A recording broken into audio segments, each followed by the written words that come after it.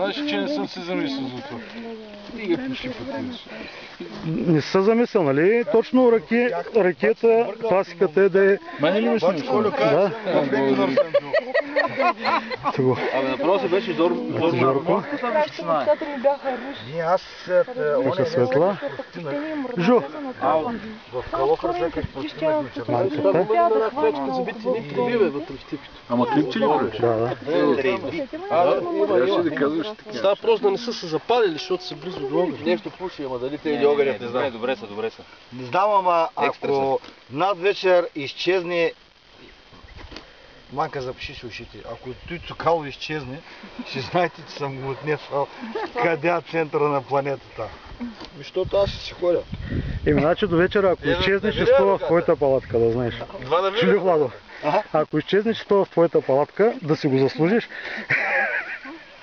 Няма проблем, аз после като дойда ще взема, да не ме изгоните с държавен вестник. Вали, гледай какво аматьорско изпълнение.